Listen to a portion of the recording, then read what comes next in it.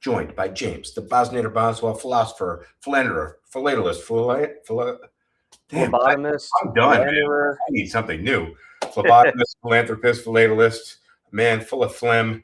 James, the Bosnator Boswell, is here with us tonight, and he's going to be making a cocktail, a gin-based cocktail, because tonight we are all gin with Beefeater gin, a gin that you've probably seen in every liquor store and behind on every bar somewhere on the shelf.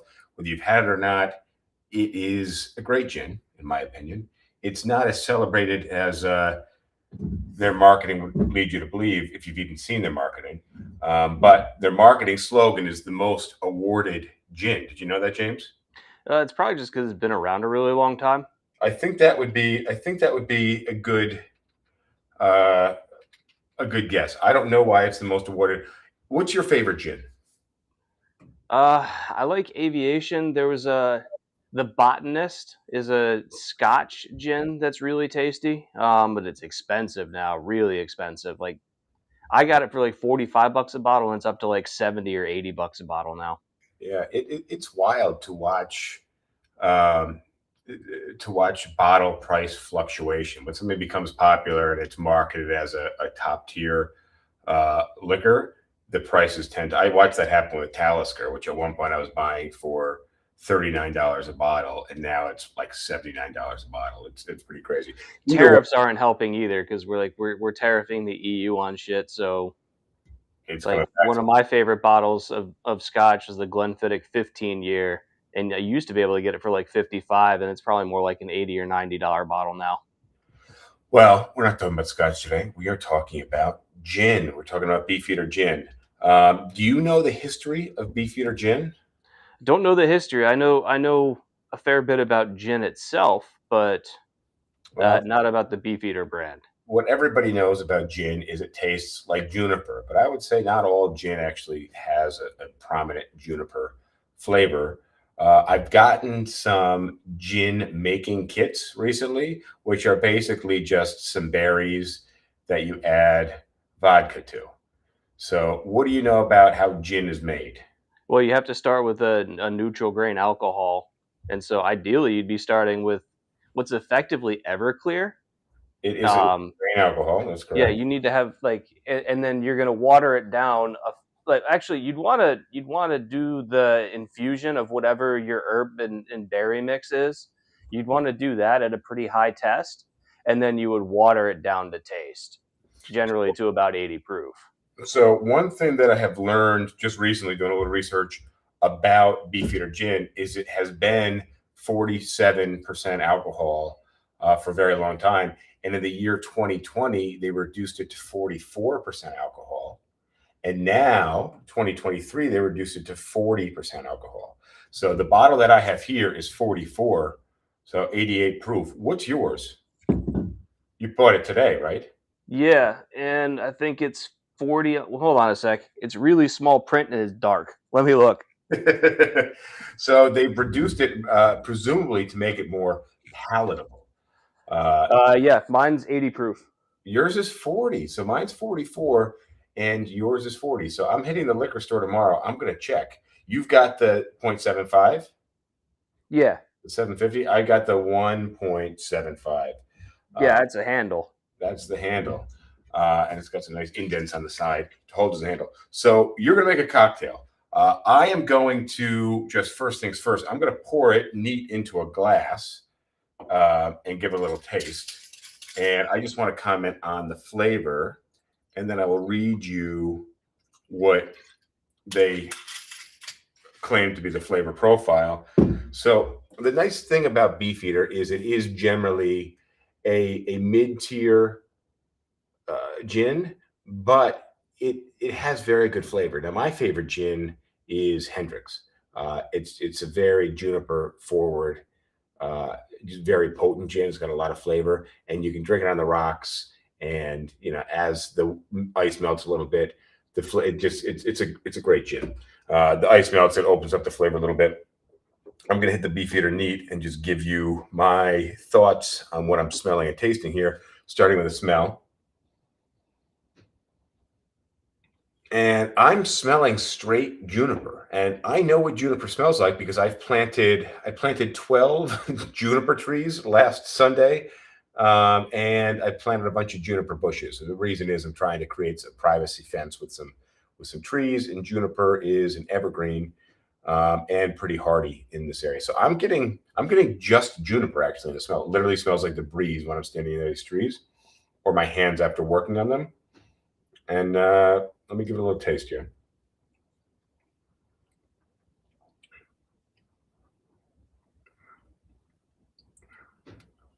So I'm tasting a little citrus, almost more lemon type. I'm getting a little lemon to it, and I got a little burn in this one. So I can see flavor's great, but I can see why they reduced the alcohol content just a little bit to make it a little more palatable. Um, I do want to add a little ice to it, which I think, you should add a little water to open it up. Ice probably not the best idea, but I like it. Drinking gin straight up at room temperature is a tough experience. I don't think it's that bad. And I think you should try it before you make your drink with your 40%, I did earlier. It's because it's got to be more palatable at 40% alcohol than 44%. And well, now, I can't compare them side by side, but like what I can say is like having tried a number of different gins, like Beefeater is kind of just like bang on middle of the bell curve, what you'd expect from a London dry gin. It's I not going to blow you dislike. away with anything, but it's like it just hits the flavor profile that you'd expect from a gin. I really dislike a cheap gin. I think it kind of tastes gross. Um, uh, like I said, Hendrix has always been my go-to if I'm just going to drink gin neat. Uh, I don't mind Tanqueray or Beefeater for a gin mixed drink because when you're mixing it with something, especially like Campari, and sweet vermouth and a Negroni, you're really just kind of washing away the intricate flavors of the gin. Yeah, But the thing about a bad gin, like if you're talking about like the like a Fleischmann's that's like $9 a bottle or something, is yeah, you're starting with a bad vodka and then flavoring it weakly and poorly. yeah, and it's very harsh. This is not that harsh, so I wish I could try it side by side with the 94 proof and the 80 proof because I bet you'd have a pretty hard time telling them apart. well, I think it would just come down to that burn. I think all you're going to get is this. I got a little bit of throat burn on that first sip, which in my experience tends to dissipate. You get a little burn on the first sip or two, and then after that, and then, in my, you call me an alcoholic, but after you slam back a couple of them, you kind of drink them like Gatorade. The burn Yeah. kind of disappears. Well, let me throw my drink together. All right, I'm gonna put you on the big screen. I'm gonna sip my beer, and I'm just gonna make you bigger here. So this is one of my favorite drinks ever. Great drink to order at a bar. Great drink to order for a date, and it's called the French 75. Hemingway was a huge fan of it. So you're going to start with about an ounce and a half of gin. So that's about a 4 count. So 1, 2, 3, 4. Now the real recipe does not call for triple sec, but I find that triple sec kind of smooths it out and sweetens it a little bit, and you don't need much, like a 1.5 count, just a little bit. And then lemon juice, and I don't really measure it, but it's probably, well, I will measure it for this. So do about 3/4 of an ounce of lemon juice, maybe just a touch more. Throw all that in the shaker. Get it nice and cold.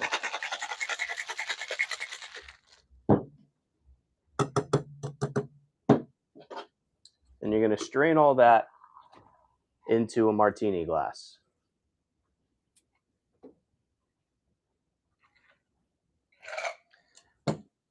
And then with fresh bubbles, Hey, you just top it off. And I did not think ahead, but a good garnish would be like a lemon wedge. And let's see how I did. all right, cheers.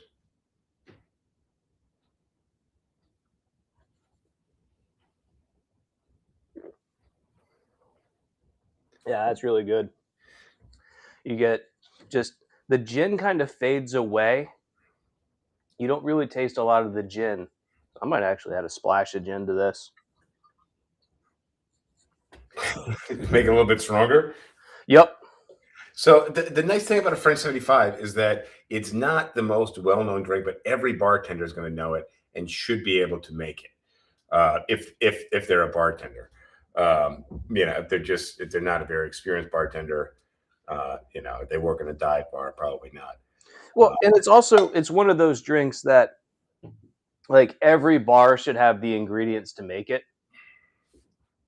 Yeah, and like you said, actually, a really good point that you made is it's a good drink to order for a date because, and my thinking on it is it's a really difficult drink to dislike. It's also a difficult drink to screw up. Yeah, well, I like the addition of the triple sec. Actually, I think that gives a little extra sweetness and a little more, of that citrus orangey flavor, very subtly. But I think that's When I was a professional bartender, there were two tricks that I had to fix most drinks, which was either add a splash of soda water or add a splash of triple sec. If one of those two things didn't fix a drink, then I probably screwed it up to the point where it wasn't servable. so. I am no cocktail mixologist. I'm going to stick my little ice cube in here.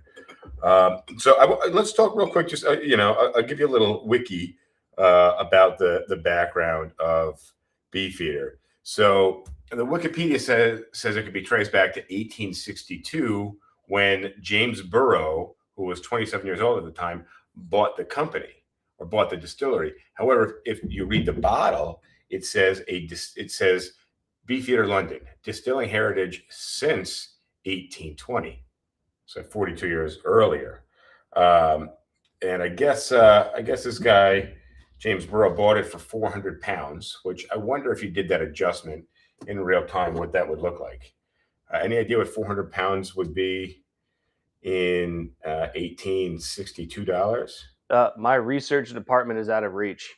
Okay. Alexa, what are 400 pounds in 1862 worth in 2026? From currency-rate.today, 460 pounds sterling is currently worth $621.85, $621.85 as of 8 a.m. UTC. I think she missed the premise of the question. She's just giving us the current conversion. Yeah. All right. Well, that was a dud. But either way, he bought this distillery, which focused a lot on liqueurs. And it seemed like branded gin was growing over the time, and he came out with this Beefeater gin, and they've had a secret recipe. I'll give you the basis of what's in it, and that's juniper, angelica root, angelica seeds. Which you know what angelica root, angelica seeds are? No clue. Me neither. Coriander, licorice, almonds, orris root. I'm not familiar with orris root. Several oranges and lemon peel.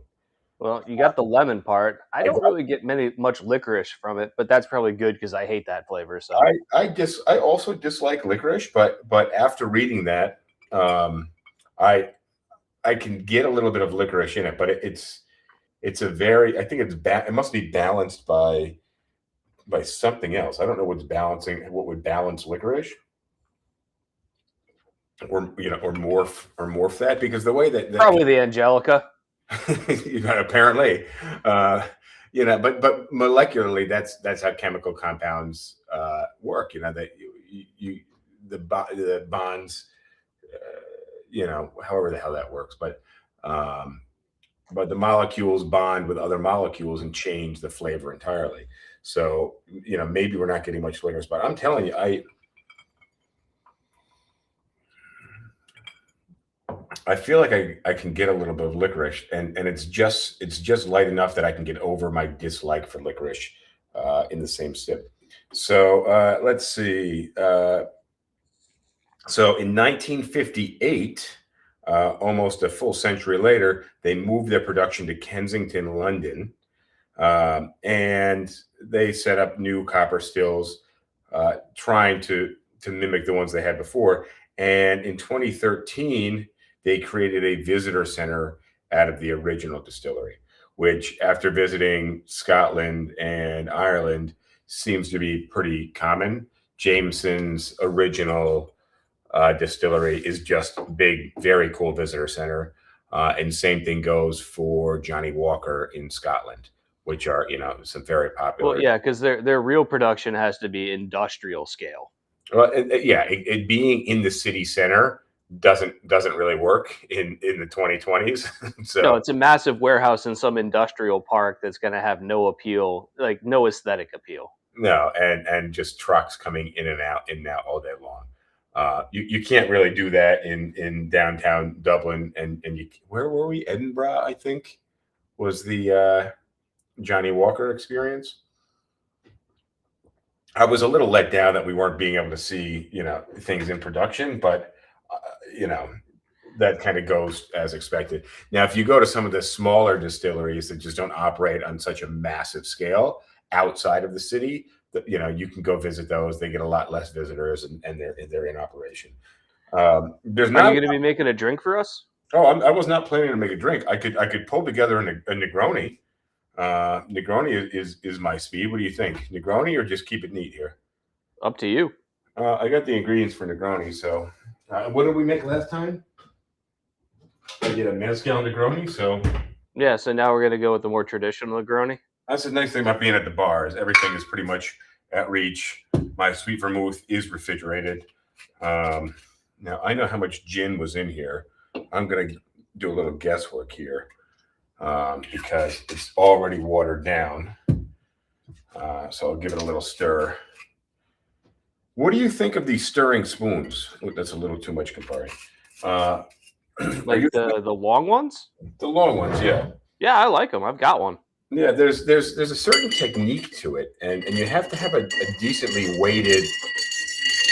So that actually, I mean, I'm using the glass and not like an actual stirring cup, but you have to have one that's nicely weighted. This one has a little additional weight on the top, although it's not as long as I'd like. But if you do it right, get your fingers in the right place. There's a little bit of skill to it. Oh yeah, this one needs more gin. There was a little too much Campari there. Now, one of my favorite things that I discovered with the Negroni during the pandemic was sticking these in plastic bottles, pre-made, and then sticking them in the freezer. And if you have enough gin, it doesn't fully freeze, but it almost becomes syrupy. And I mean, there is a lot of sugar in Campari. I think there's more sugar in Campari than there is in Aperol. And you just get this nice, super syrupy Negroni. So cheers to you. Cheers. I wish I could be at my bar, but I think the Lappy just was not up to the task. The hardware could not handle it. Yeah, so Because again, we're smooth here, right? this is very smooth. Yeah. So for those of you who are watching us live, we appreciate you. We are revamping the entire SipTalk production. So we've got new locations, we've got new hardware, we've got a new channel. So if you're watching us live, go to YouTube, search SipTalk Podcast, and find not the Justin DeJulio channel, but find the SipTalk Podcast channel. It's very new. There's one episode about mezcal, about Vita Mezcal, that's already up.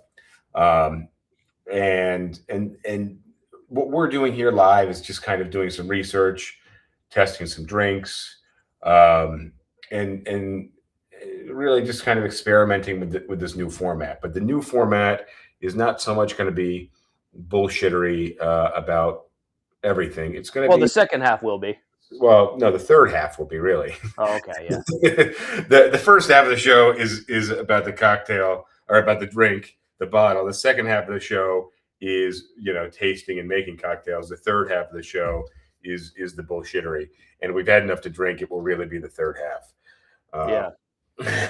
So which, when we migrate to the third half, I might move and sit down at my desk instead of be standing up because I feel awkward. I was going to tell you, you should bring your chair behind. You should bring your chair behind the bar or behind your desk. Bar. Yeah. Let's see if I can do that. Zoom yourself in. I think that's probably not a bad idea for you. Does not want to go with the desk. There's not enough room for it to fit between the desk and my bed, which you can't see, but the bed's there. So, were you able to? Did you see my new setup with my my little oil lamp here? Powered by real oil. It is powered by, yeah. Is that in the shot or it's not in the shot here? If it's not the one that's directly behind your head, then no. Oh no, my little oil. There it is. Yeah, we got increases flame a little bit. I'm pretty stoked about it. Hopefully, I don't crack the glass here.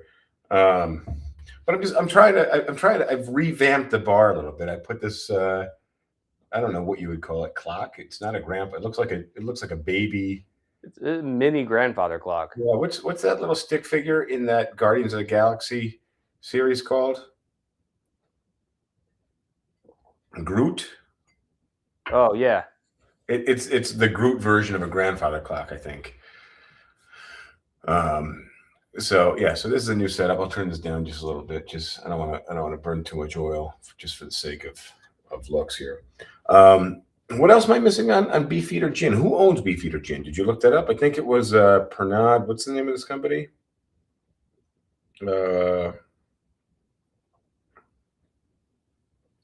Let's see. Yeah, Pernod Ricard. Well, no, that's just the people that import it. That's not. You've got all sorts of importers in the U.S. that have agreements with like foreign alcohol companies to have exclusive import rights. It says Beefeater Gin is a brand of gin owned by Pernod Ricard and bottled and distributed in the UK. Beefeater remained in control of its founding borough family until 1987. And that the Beefeater distillery is one of 24 distilleries in London. The name Beefeater Gin refers to yeomen of the guard, whether I'm pronouncing that correctly or not, who are the bodyguard of the British monarchy or monarch. So that's interesting. So it refers to the bodyguard of the British monarch, yeomen the guard. I'm going to have to look that up. Maybe pronunciation is going to be here. The king's bodyguard. There's no pronunciation here. Too bad. So what I did with the last episode, just so you know, was we did our episode. It was a total flop. Just technologically, we couldn't get anywhere. And I just kind of re-recorded straight to the screen, straight to the camera, the episode, and then overlaid a whole bunch of B-roll. I'm hoping to not have to overlay as much B-roll here. And now that you're clear, I think I should be able to incorporate some of this. Yeah. I'm curious how it's going to play out, but you want to migrate to part 3 halves? Yeah. Let me just do a little looking around on our screen here and see where things are.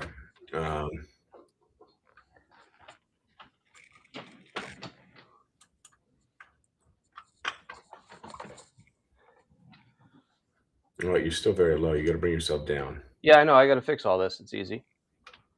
All right. Well, I had the gimbal.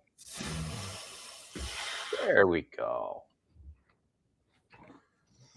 So I poured a couple of beers while we were experiencing technical difficulties. So this is my timer for our episode. Once these guys are done, I'm done. Which I think is fair. What else am I missing? What in terms of our third half? I wanted to talk about traveling. So you recently traveled to the left coast. Yes. How was that? It was good. I love San Diego, but it was, especially towards the end, stressful. I'm very used to living in a quiet environment, and where I was staying is directly in the flight path of all taking off flights from San Diego Airport. And by the time the planes are over where I was staying, they're probably at like 2,000 to 3,000 feet, and they're still on full takeoff fuel burn, so engines running at 100%. Yeah. And those flights run from roughly 7, 8. 6:30 or 7 in the morning Yeah. until like 11 or 12 at night. And when you're not used to it, it's really disruptive. So And then the last 2 nights I was there, hang on, how many planes per hour would you say?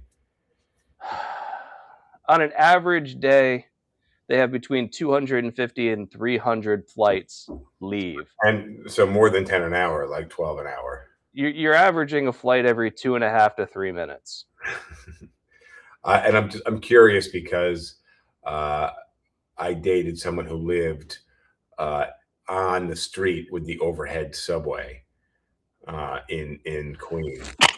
And God bless you. And I'm trying to figure out how often that train came. And my guess is every 6 to 10 minutes or something. Well, and the thing is with the flights that leave San Diego, like all the flights that are leaving to like go up the coast to like LA or San Fran or like Seattle or something like that, they take a slightly different flight path. So not every flight is flying directly over where I was, but probably about 70% of them are. Mm-hmm. Yeah, so probably similar intervals to the subway in Queens, although the subway in Queens does run 24/7. So Yeah. but I found that you do kind of get used to it. It's a little annoying when you're watching a movie or something because you literally can't hear anything for the 20 seconds that the train is going by. It was the same thing there. Like if I was watching something, I would just press pause and wait for the flight to pass over. But so that annoyance I started to get used to a little bit. But then the last 2 nights that I was there, there was a family that had moved into the unit directly above where I was staying, and it's this old 70s condo that's all concrete construction. So it's just everything resonates, and they had a little kid that was running around like a banshee from 6 in the morning until when yup. Yeah, I can imagine. And so like the reason why I bring up travel is I think that travel helps you kind of realize what your priorities are and what things you want, because you're getting outside of like your normal comfort zone, and you get to see some things you're like, hey, this would be nicer to have. And then there's other times where you're like, I didn't appreciate what I had as much as I do, as much as I should. What I thought you were going to say is that traveling affords you this kind of outsider perspective to your regular life. I wasn't accounting for you to add that it gives you additional experiences, but what I find with some of the best trips that I've taken, providing they're not too busy and you can actually unwind and disconnect, is that by the end of some of these trips, I'm looking forward to going back to my regular routine. And the thing is, day in and day out, like you get sick of your regular routine. But to actually be looking forward to it, I find is really refreshing. Have you ever heard like the margaritas on the beach theory? No. About like retirement or something? Mm-mm. And I mean, for me, like I've been thinking lately, like if I wasn't working and doing a million things, what would I do? And I'm like, all right, well, I would want to work out every day, but then I probably also want to drink every day. So like, how do you can't like work out at night if you're drinking every day, because then you're drunk. And how many naps do you take a day? And what do you accomplish? But to me, that was a lot like the margarita on the beach theory. And that's that when, like, say you want to retire and go move to the beach. So like day one, right? You're in your new place. You go out to the beach first thing in the morning, you get a margarita. All right. You finish that margarita quick before it melts. You walk out of the water, you take a little swim, come back, order another margarita. Maybe you're a little bit buzzed at this point. You take a nap, you wake up, you get lunch and have another margarita. And now, like, it's 3, 4 o'clock in the afternoon. What do you do? Right? Like you go to a restaurant, you eat, you go for a walk. And have another margarita? Yeah, I don't know. Like, what do you have nothing else to do? You've positioned yourself so that what do you have in your life? And that's kind of like margaritas and sand and water. And that's cool. Okay, that's cool until you're just sick of margaritas, sand in your ass crack, and water. And then you have to kind of invent some other distractions to consume your life. And you're going to end up putting yourself back into you know, what you were doing beforehand. And I was thinking recently, like that's very much me. Like, if I wasn't doing all the things that I'm doing, I would just like I do at home. I just start new projects, like I'm building a playground in the backyard. Um, I'm doing like way too many. I have to slow myself down from inventing new projects for myself to do, which is frustrating. But my thinking is, if like I didn't have any of that, I would still find new projects to Well, consider. it's kind of like my boss. He used to work in mortgages and did well for himself and worked that job for 20 or 25 years. Made enough money that he could retire early and did. And then after, I don't know, 5 years or so of being outside of the business, he got bored and wanted to get back into it. He didn't want to have as big of a role as he had before. So he came onto my company kind of partially as a consultant, but like is like not quite full time, but it allows him to still do the things that he wants to do during the day, but he's also able to work and make some money not even into his retirement, but also have a routine, have a purpose, and do something that he knows. That's frustrating to hear, though, because it just makes me think, like, what am I doing all this work for? Like, am I just always going to be? Because I'm not good at idling. I'm you know, But why do you think like pickleball is so popular with old people? pickleball is just popular because people are shitty at tennis. That's why pickleball is Have popular. you played pickleball? Yeah, I have a pickleball net. I use Have it. you have you actually played it though? Yeah, I have. Why? They got a proper court with people that know how to play pickleball? My sister's a big tennis and pickleball fan, so we've I don't think we've played pickleball professionally, but we've built a two scale pickleball court. I have a big driveway, as you know. We built a two scale pickleball court in my driveway. Where are you going with this? Because my position doesn't change. That it's kind of crappy. Well, the reason why I'm asking, because like I know you've played tennis a bunch, so like I'm not questioning your opinion on tennis. I am partially questioning your opinion on pickleball because like um my brother in San Diego is big fan of pickleball. He really enjoys it. And not the last time, like a week ago that I went out that he got me to play it, but like maybe a year and a half ago, I went out and he introduced me to it and said, "I think you'll like this." And like I played with like they had this big group, like probably like 40 people taking over like all the courts at the tennis center, like the pickleball courts that they had there. So I played with a whole bunch of people that really enjoyed playing it, right? Mhm. And the entire time I was playing it, I was angry Why? because I wasn't playing tennis. Like pickleball is just a shittier version of tennis. Is like you can't go up to the net. So like all like if you've played tennis for long enough in your life, like the ball is just hanging there and you can't touch it because the stupid rules don't let you.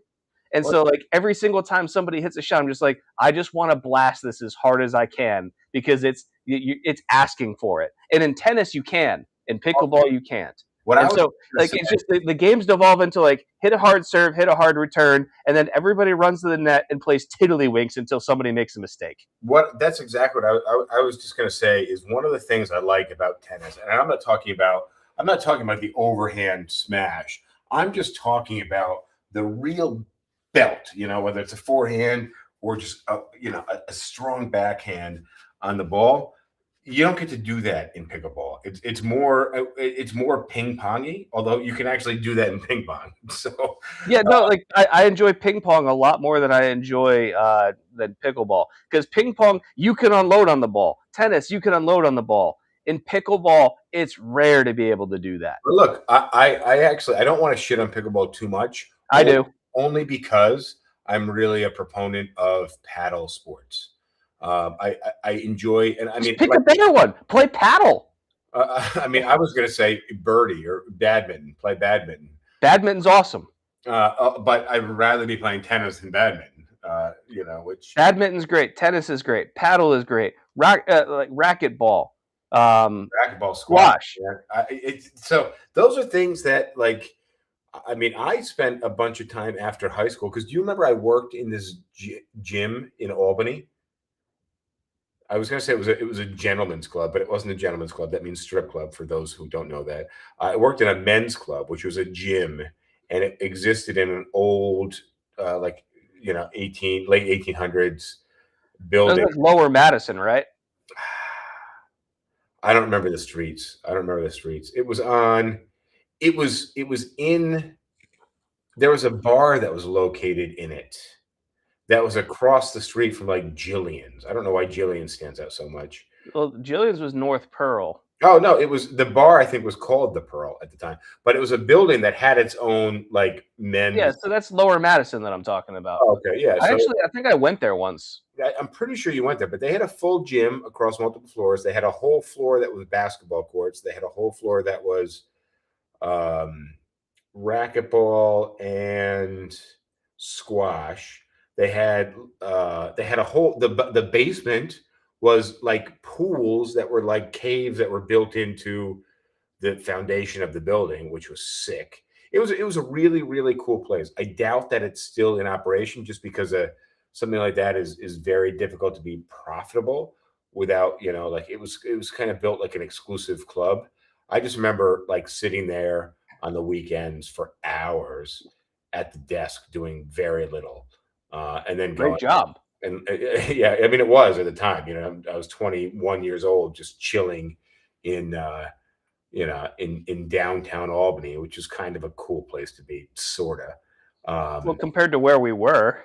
But like being positioned to be like working on a Saturday. I mean, this is cool, I guess, when you're 21 years old. Be working on a Saturday and then get out and then work out, go for a swim, have a friend over at the place and go play some squash or racquetball, go for a swim and then like get ready and go out on the town for the evening. Like to me, that was a great life. Sitting at a desk for 6 hours, for a minimal wage job was pretty crappy, but like it afforded me the ability to be part of this kick-ass exclusive club where like Albany senators and Congress people worked out at. That was pretty cool. Although at the time, by the way, none of that was relevant to me at all. In retrospect, I'm like, oh shit, maybe that was, that was an opportunity I overlooked. Definitely an opportunity I overlooked. But I didn't care because then I escaped the state for a few years, and then the city for the next 20. But that was a cool place. I'm a big proponent of Racket sports. Yeah, I think racket sports are great, and pickleball is as shitty as one of them. I'm trying to think of something that I like less than pickleball, and I think it's like badminton is like neck and neck. Although no, if you watch real badminton, and it's more fun. I'm trying to think of something I like less than pickleball, and it's a shame. My sister likes tennis actually, which is great. I like tennis is a fantastic sport. We had this new driveway put in it's not new anymore, 6 years ago, and it's starting to not be super level. Which we have a lot of rock in our land here, a lot of stones and rock. So it's I don't imagine it's going to move too much because the soil is pretty well settled, and they did it's a really well done driveway. But it was gravel beforehand, so we had a dugout, we had stone, crushed stone put down and tamped down. But it's as I was walking the driveway this weekend, I was a little disappointed because I recently got a basketball hoop, and I was like, oh man, it's not perfectly level anymore. And if you've ever played tennis, you know that court needs to be perfectly level. And same thing with basketball. So I was a little disappointed just to see some very slight, and when it rains, we get some very, very shallow puddles out there. Not happy about that. What's your favorite? Yeah. What's your favorite paddle sport? Tennis? I love tennis. Over ping pong? Yeah, because there's more movement. Way more. Like ping pong, I for a little while I was playing. There was a club up in Hanahan, South Carolina that I think still exists, and there was some that had like really good setup, and it was a ping pong club.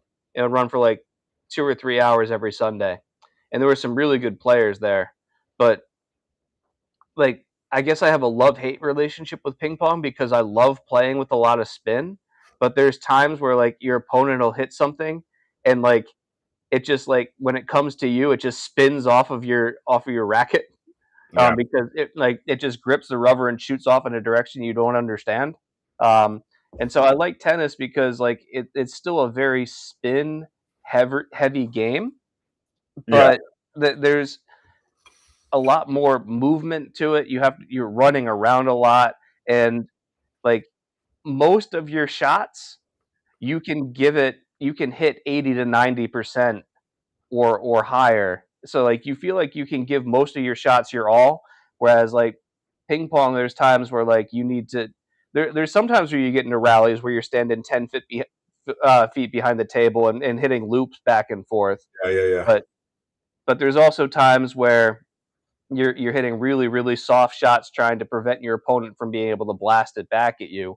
Whereas with tennis, like you like sure drop shots are a strategy and everything, but like generally a drop shot is something that you use when Well, you're trying to exploit that your opponent's really out of position. I'll tell you what. There's a reason that Serena Williams is using Ozempic, and that's because tennis requires a lot of muscle and weight behind. And I mean, I'm not shitting on Serena Williams. She's a very fit woman. She's a Well, it's when you stop playing professionally and exercising 6 to 8 hours a day or whatever, and go back to a normal life. Like, look at like a lot of NFL players, like especially like offensive linemen who are in incredible shape when they're in the league. Like they're used to eating a certain amount every single day and working out a certain amount, and as soon as like they no longer have to do that insane exercise regimen, they put on a ton of weight because your appetite goes down a lot slower well, that's what than I was getting at. What I was getting at was that she was a muscular woman and having and in very good shape and just having muscle and weight behind the racket allows you to hit more powerful balls. Now, what you're saying is yes. I'm not saying that. I wasn't even alluding to the fact that she gained weight after she retired. I wasn't even getting at that. I was just getting at the fact that she was not a petite, slight woman, but apparently she did gain weight. And exactly true to what you're saying is that as an athlete, and I mean, I will tell you, there are times when I've been like really working out hard where I'm eating like 4,500, 5,000 calories a day. I was texting you the other day that my weight is almost 250 right now, and I've been hitting the weights hard and not much cardio. So um, but yeah, it's like it's like your appetite comes down to your metabolism much slower than you can drop your metabolism. well, yeah, I mean, because your stomach is a certain size, and I mean, and also it's habitual, right? You get in the habit of eating and enjoying, and I mean, there have been times that I've really been trying to like put on weight and gain weight. You remember this, the amount of protein that I was eating at different points in my life. Uh, Yeah, pretty, and when you're exercising 4 to 8 hours a day, you don't gain weight. I mean, yeah, because you're not only are you're breaking. The reason is you're burning calories, and you're breaking down your muscle tissue. Which, on top of the calories that you're burning, the muscle tissue needs to be rebuilt, and that takes calories as well. We diverged from our topic a little bit. Travel. We were talking about travel, and then we got into pickleball. I mean, we pretty very quickly kind of escaped your travel. This is what I like about being like a present, uh, semi-intelligent person is that like I don't I haven't lost the topic entirely, or at least I realize we've we've gotten away from where we needed to be, which I think is at the very least a sign of intelligence. Not that I think I'm that smart. Trust Well, me. I'll bring it back to travel because I'll talk about like one other like kind of I wouldn't say it's super notable experience, but like I think travel when you're traveling, you're in a different mindset and you're more willing to try things that you wouldn't normally try at home. You tried some seafood? No. All right, sorry, go ahead. Um, but like for Oh, example, gay sex. You got no, okay. I could try that at home if I wanted to. Sorry, go ahead. Um, No, like, so you know how big I am into pool, and I actually brought a set of pool cues out there to leave behind, so I'd have like a decent set of cues to bring around, Okay. instead of having to pull some beat up cue off the wall at a bar or a pool hall. So you burdened your brother with having to manage and keep an eye on your pool cue. They've got a case. More than one. You said plural. More than one. Yeah, but You've it's a basically case. you've gifted him a nice pool cue. Right. I gave him decent equipment, and so I played 3 times while I was out there. Once was at a crappy bar just down the street from him, and I just got frustrated because like the equipment wasn't good, and even though I had like a decent pool cue, it was just like the cue ball, like older style pool tables. Like if you scratch the cue ball, you need the cue ball to come back up, but they would retain the object ball so that you had to pay for a new rack, right? Mm-hmm. And so the older style pool tables, the way that they differentiated between the cue ball and the object balls is they just made them different sizes. Yeah. And so the cue ball was a full eighth of an inch larger in diameter. Mm-hmm. So it's bigger and it's heavier. And it was also just scuffed and like to ever loving shit. So like being able to get backspin on that cue ball was almost impossible. So interesting, because I actually believe that the cue ball was larger in every situation. No, in all the pool disciplines that I play, like the pool ball should be the exact size and weight as any other ball on the table. Interesting. All right. I Um, didn't know that. but yeah, not being able to like put backspin on the ball because the table is sticky and the cue ball is all scratched up and dirty and there's tons of friction and everything takes away so many different things that you can do on the pool table. So I was just getting frustrated because I couldn't play the game I wanted to play. And so then the next day we went to an actual pool hall that had good equipment, and like I played a little bit with my brother, and then his girlfriend showed up, and so I let them play, and I found somebody else to play with in the pool hall, and like I enjoyed that a lot because I was playing on decent equipment, and I'm like the person that I played against in the pool hall knew the game. Um, she understood the rules, she understood the strategy, so like we were able to play a competitive match like for no stakes whatsoever. But it was just fun to play against somebody that obviously understood and appreciated the game, right? I'd like to add that pool is not a racket sport. No, it would be tough to play. Um, Terrible. but and then like I think 2 days later, I was bored one night, so I decided to go back to the bar down the street, and I brought my own cue ball with me, and that made it a little bit better. But I was still playing against people that just didn't know the rules. Like they knew they had an idea of the rules, but they didn't know what the actual rules were. So Mhm. having to explain to them how like rules work, and I was like, you know what? Like I'm actually the person who's in the wrong here because like they this isn't what they signed up for. I'm asking them to play a version of the game they just don't want. Yeah. But it made me realize like something that I already kind of knew, which is like people play pool for different reasons. Like some people play it as just an activity to be social and have fun, and they don't really care what happens, right? That's me. That's me. Huh? That's me. And then there's people like me who look at it as like a competitive sport that you can get better at. And like if there's a social aspect to it that's incidental. Well, so I'll give you my take on that. I'm very much in your camp that like literally everything that I do, I like this can be optimized, and it's very frustrating for me to like hit the limit of optimization. Like I'm doing some carpentry and in the house, and I realize that like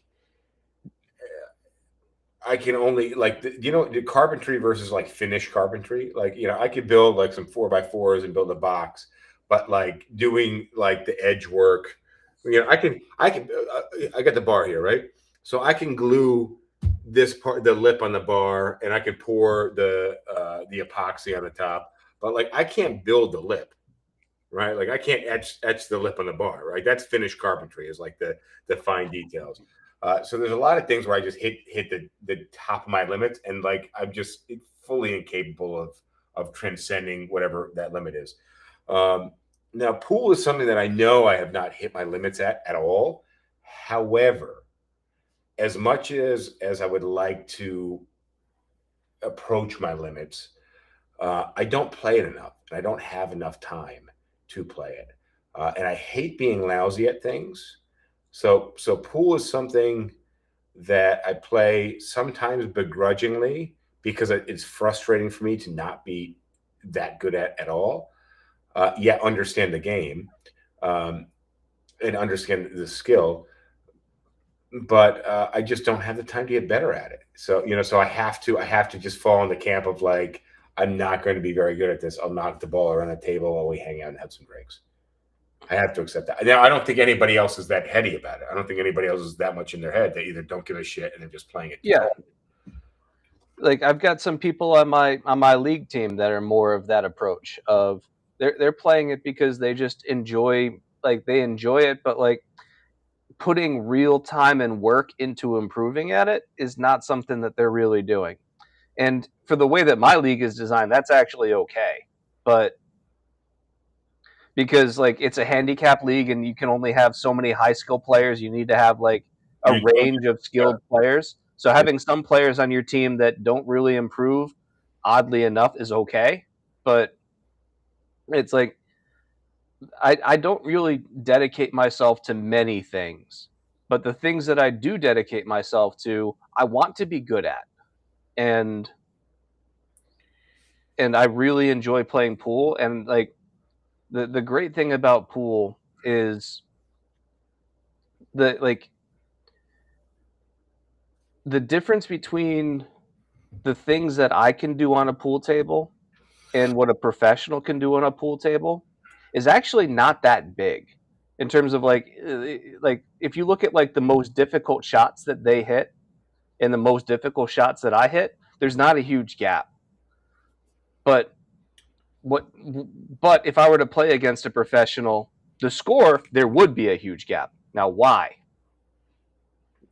I think that's what keeps you up at night. Sometimes, yeah. But the why is number consistency.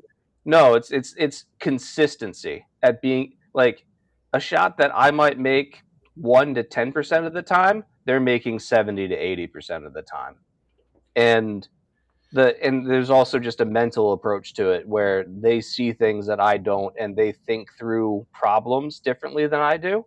But like when I watch a professional pool player play, there's not too many times that like if I were to watch them play for an hour, they might hit like 5 or 6 shots out of 100 or 200 shots where I'm like, that's just something that I can't do, right? Most of the time, what they're doing are shots that if you were to give me, like if you were to set up a table and say, hit that shot, I could probably get that shot. Like if you gave me like 3 or 4 tries, I could probably do it. So like it's attainable, but I also can recognize like how big of a gap there is between what I'm able to do and what the professionals can do.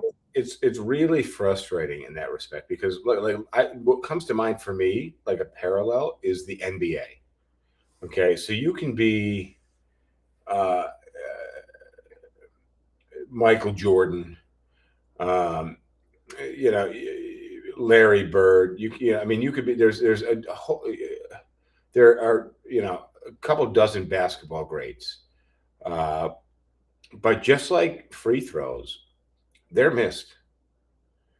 And I mean, these guys can sink 890 out of 1,000 of these things, but that's 120 that they miss, and that's nearly 90%. It's just whereas I'm well, actually, I think that the comparison with the NBA is better put this way, which is, how tall are you?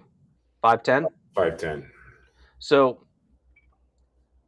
I would say that if you had started practicing at age 5 and practiced 8 hours a day from 5 until you were 20, and then or 5 until you were 18, and then played Division I basketball, like the likelihood that you were going to make it to the NBA at 5'10", no matter how hard you worked, it wasn't going to happen. because there are things that somebody that's 6'6" or 6'10" can do that someone that's 5'10" can't. And Yeah. so Kevin Hart running around. right, like the number of like NBA players, like I actually want to look this up. Like how many players have made it to the NBA below 6 foot height? Yeah, I mean, I wonder. I can't imagine any. Let me look. Think about it. Just think about the talent pool, and think about like the limitations under. I mean, and 6 foot isn't even that tall these days. I mean, we're talking like 6'6", 6'7", as being short in the NBA. Okay, so this is exactly 27 players have been listed at below 5'9". So think about how many hundreds or thousands of players the NBA has had, and 27 of them were below your height. That is wild. Wild. Just for the record, though, I think you're a little taller than I am, but for the record, I'm the real 5'10". Not the person who's 5'7" or 5'8" who says they're 5'10", because I think that's a reasonable height. A lot of which is like that's the television 5'10". Yeah, no, I know what you're talking about. Like, but my whole point is like with pool is I know that there's nothing stopping me from being as good as a lower level professional.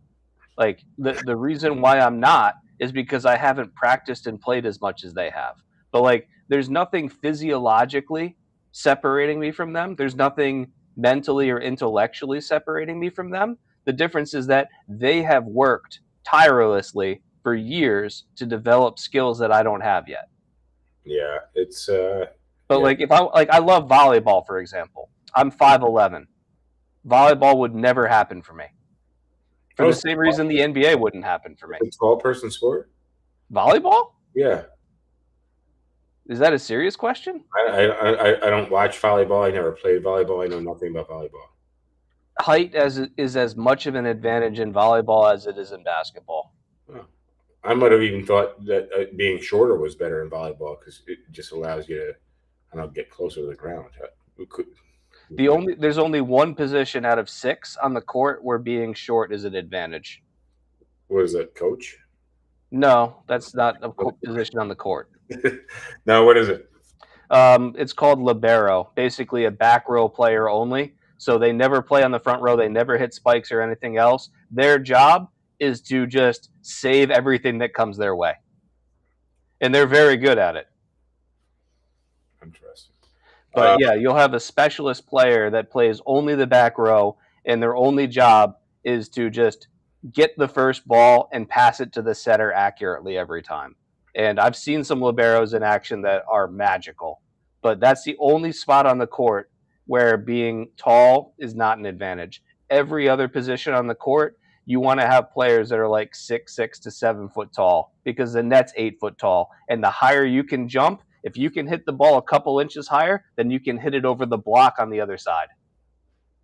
Fair enough. All right. I think we got to wrap up this episode because I actually drank more than I was planning to as my timer. Oh, I am tapped out. We have no bar trivia. Bar trivia is on vacation. I want to thank everybody for existing in the third half of today's show. Anything you want to add before we cut out here? No, I like this new format. I'm disappointed that I can't do this from the bar. Yeah. Well, let's talk off air real quick. Yeah, that's cool. Adios, everybody.